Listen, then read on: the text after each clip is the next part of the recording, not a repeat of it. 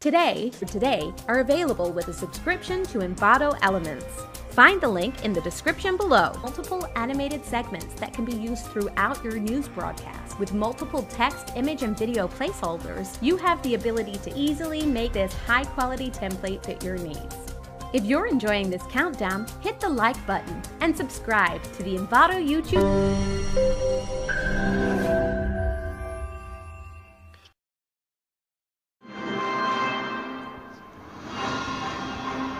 Tertib administrasi dan iuran setiap bulan.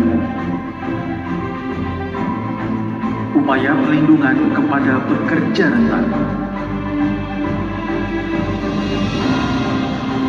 Penggunaan aplikasi Jam Sostek Mobile. Utilisasi SIPP Online. Penghargaan perusahaan terbaik tahun 2022 BPJS Ketenagakerjaan Kota Blitar. Memang ini salah satu apresiasi yang kami berikan mulai tahun 2023 sampai ke depan lah, insya Allah kami akan selalu mengapresiasi lah dari para perusahaan atau pihak perusahaan yang sudah berkontribusi banyak. Tadi disampaikan oleh perwakilan dari Tunggal, Pak siapa tadi Pak? Hermanto, Pak Herman ya saya panggilnya, Pak Herman, bahwa perusahaan tidak hanya dalam tertib administrasi, pelaporan data dan iuran, tetapi juga termasuk yang mengikutsertakan atau memberikan perlindungan kepada pekerja rentan sekitar ya, sekitar perusahaan. Nah, ini salah satu hal yang positif Pak. Memang tujuan daripada undang-undang dalam hal ini pemerintah, bagaimana kita bisa meningkatkan perlindungan. Jadi tidak hanya di lingkup perusahaan saja, tapi masyarakat sekitar yang memang dalam hal ini mendukung perusahaan. Kan? Secara tidak langsung masyarakat walaupun tidak bekerja perusahaan kan mendukung operasional daripada perusahaan. Nah, ini perlu kita perhatikan. Dan mungkin kami terima kasih banyak Pak. Mungkin mewakili pemerintah daerah juga, karena pemerintah daerah secara langsung terbantu, benar nggak Pak Nanang ya? Terbantu sudah mengedukasi masyarakat, walaupun iuran cuma 3 bulan, 6 bulan untuk 100-200 orang, tapi ini luar biasa. Apresiasi kita, tepuk tangan dulu dong. Tepuk tangan Bapak Ibu. Ini sebenarnya inisiasinya itu dari HRD sendiri atau memang dari manajemennya langsung Pak? langsung dari manajemen pusat Pak. Sebelumnya juga di Lumajang juga sudah berjalan ya. Jadi di tahun 2019 kita baru berjalan di produksinya, 2021 baru kita sosialisasikan kembali dengan tim HRD pusat Pak. Jadi baru berjalan di 2021. Tapi mungkin nanti ini input Pak, masukan dari kita. Sebenarnya bisa juga nanti mengikut sertakan apa namanya program sertakan di kita tuh ada baru Pak. Jadi program sertakan itu dimulai dari keluarga daripada karyawan. Nah mungkin itu Bapak Ibu semua ini ada edukasi baru nih. Jadi program sertakan itu sebenarnya kita bisa mendaftarkan keluarga kita, bisa suami, istri yang memiliki pekerjaan yang bersifat informal. Jadi saya bisa anak, bisa ponakan, orang tua. Nah itu Pak bisa diinisiasi dari sana Pak. Jadi tidak hanya menggunakan CSR perusahaan, tapi perusahaan bagaimana mengedukasi karyawannya sendiri, mengikut sertakan bagian daripada keluarganya untuk jadi program atau ikut dalam program BPJS Kerja. Mungkin satu Pak, satu hal yang baru gitu ya. Bisa disampaikan Pak? Kalau itu ada batasnya nggak Pak? Maksudnya dalam satu kakak atau memang nggak ada batasnya. Selama yang bersangkutan atau orang yang mau didaftarkan jadi peserta BPJS Kerja memiliki pekerjaan, usianya di bawah 65 tahun, itu bisa menjadi peserta. Bisa didaftarkan menjadi peserta. Kalau informal kan ada batasan usia, maksimal 65 tahun. Jadi kalau mendaftarkannya harus di bawah usia 65 tahun. Misalkan kita punya orang tua, pekerjaannya dia punya sawah atau petani, tidak dalam kondisi sakit. Nah itu bisa kita daftarkan orang tua kita. Walaupun dia sakit-sakitan, tapi dia masih melakukan aktivitas pekerjaan. Sekali lah dia ke sawah, atau dia punya pedagang, sekali-kali jagain warung, bisa didaftarin. Walaupun dia punya sakit bawaan gitu, misalnya ada penyakit jantung, asma, atau apa ya, banyak lah penyakit bawaan kan, atau ginjal gitu. Tapi dia punya aktivitas, masih ada aktivitas, tidak dalam kondisi yang tidak sadarkan diri atau dalam apa ya istilahnya tuh koma atau apa, itu masih bisa didaftarkan. Kayak yang penting ada aktivitas yang dilakukan pada saat usianya di bawah 65 tahun, itu bisa menjadi peserta BPJS Kerjaan. Mungkin itu Pak, itu mungkin nanti bisa dipakai. Bapak Ibu yang terhormat juga Pak Kadisnaker Kota dan Pak Sekdin Disnaker Kabupaten, terima kasih atas kehadirannya, serta Bapak Ibu sekalian. Yang pertama terkait kepatuhan ya, bahwa program-program BPJS Ketenagakerjaan ini diatur dalam suatu regulasi yaitu undang-undang. Nah, secara otomatis kalau telah diatur dengan undang-undang, tentunya pasti ada syarat dan ketentuan-ketentuan yang harus dipatuhi. Yang mana di sini adalah jelas setiap pemberi kerja wajib mendaftarkan seluruh pekerjanya dalam perlindungan jaminan sosial, baik itu kesehatan maupun ketenagakerjaan. Kemudian juga ada aturan lainnya, Mas Yudit, ketika perusahaan sudah mendaftarkan seluruh pekerjanya, otomatis juga harus tertib dalam arti yang pertama administrasinya. Administrasi dalam hal ini mendaftarkan peserta itu lengkap data-datanya ya, detail, sehingga harus detail ya data yang Bapak Ibu sampaikan ke kami, mulai IKTP atau sudah valid ya, kemudian juga nomor handphone, kemudian alamat email ya, walaupun memang dari peserta ada juga yang tidak memiliki email, tetapi kita melihat kondisi saat ini Mas Yudit sudah zaman digitalisasi ya, hampir semua masyarakat itu punya handphone Android gitu, walaupun memang masih banyak juga yang belum gitu ya.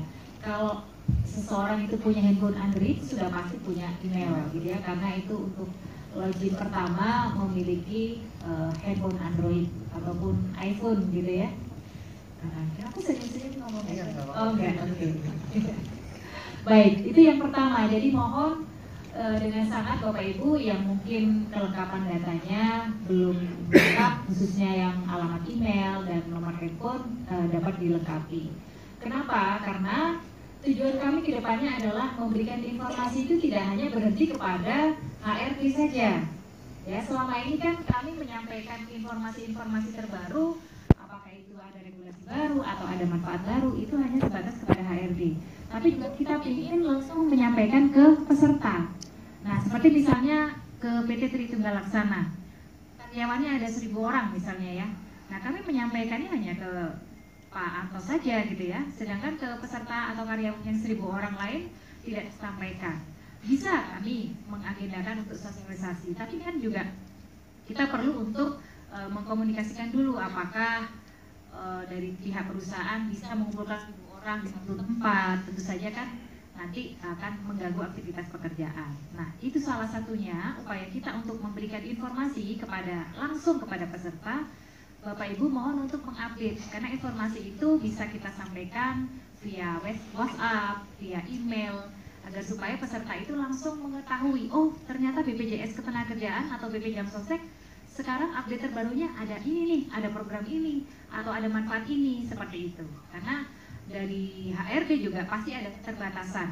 Selain HRD dibebankan oleh pekerjaan-pekerjaan atau tugas-tugas inti di perusahaan tersebut, dan juga untuk manfaat-manfaat atau info terbaru dari BP Jam Sostek kan tidak mungkin setiap saat bisa menyampaikan. Jadi itu salah satu tujuan dari kami untuk mohon untuk mengupdate data. Yang pertama tertib administrasi. Kemudian yang kedua tertib iuran.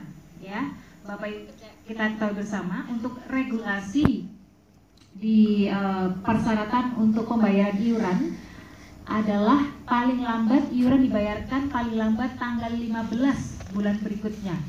Kenapa ketentuannya tanggal 15 bulan berikutnya? Karena kita menampung perusahaan yang gajinya itu dibayarkan di bulan berikutnya gitu, atau di akhir bulan gitu ya. Sehingga kita kasih spare tanggal 15 hari setelah bulan melewati dari bulan tersebut, seperti itu. Sehingga kalau melewati dari tanggal 15 ada perusahaan yang telat membayarkan iuran di bulan sebelumnya, maka akan dikenakan denda kelipatan dari 2% seperti itu.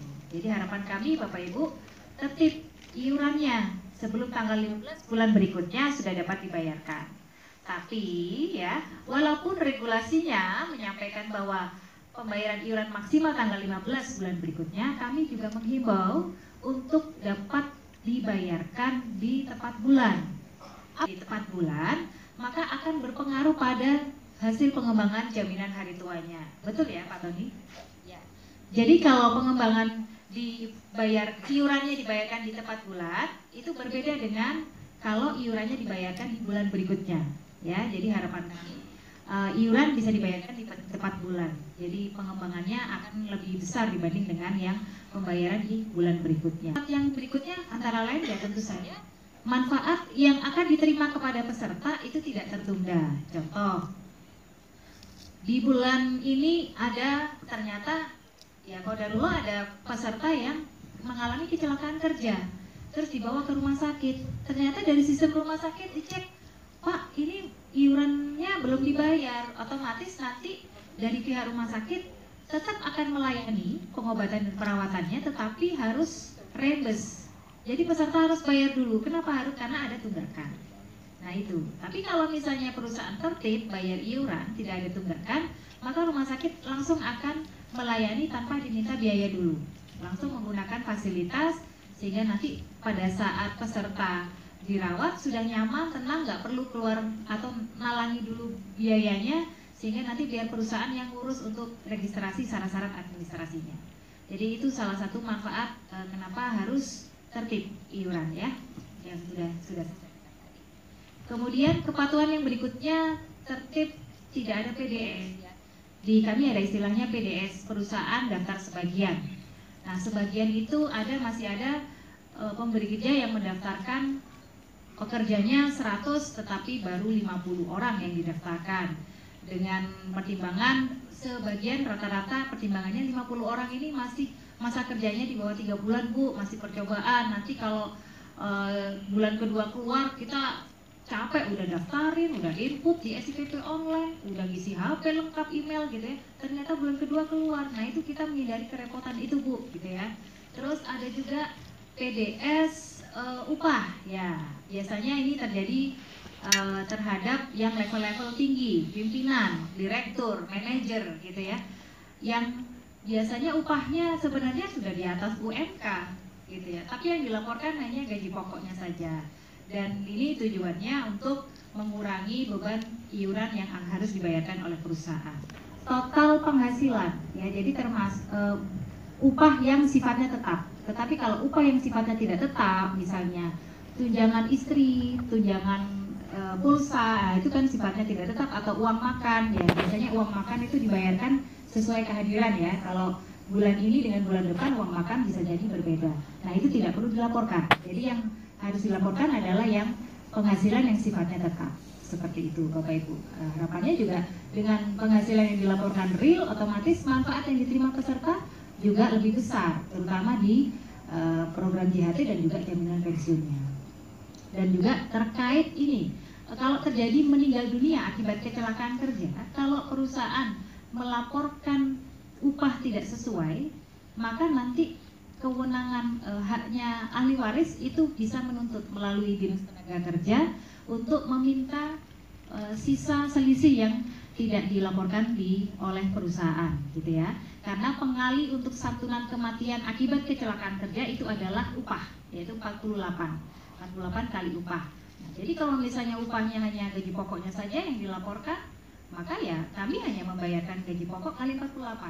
Padahal realitanya adalah mungkin di atas dari 10 kali lipat dari gaji pokok, seperti itu ya. Jadi itu ahli waris berhak menuntut sisanya. Nah, Bapak Ibu sesuai regulasi yang terbaru, saya lupa nomornya berapa. Jadi ada skala-skala usaha ya. Skala usaha itu ada mikro, kecil, menengah, dan besar. Nah, untuk skala usaha mikro itu memang diwajibkan untuk mengikuti dua program, jaminan kecelakaan kerja dan jaminan kematian. minimalnya, kemudian skala kecil minimal 3 program, JKK, JKM, dan JHT, dan skala menengah besar itu full jaminan pensiun tambahannya, seperti itu. Sehingga bagi Bapak Ibu yang masuk kategori skala usaha tersebut ya harus disesuaikan. Kalau memang sudah masuk skala menengah besar, wajib semuanya 4 program. Jadi semuanya, tidak memandang oh yang karyawan yang 10 orang ini karyawannya masih 2 bulan Bu. Ini 2 program dulu. Jadi harus semuanya itu full mengikuti 4 program karena acuannya adalah skala usaha dari perusahaan tersebut. Itu ya. Mungkin ada yang ketinggalan? Cukup ya dari sekali panduan. terlalu lengkap Bu.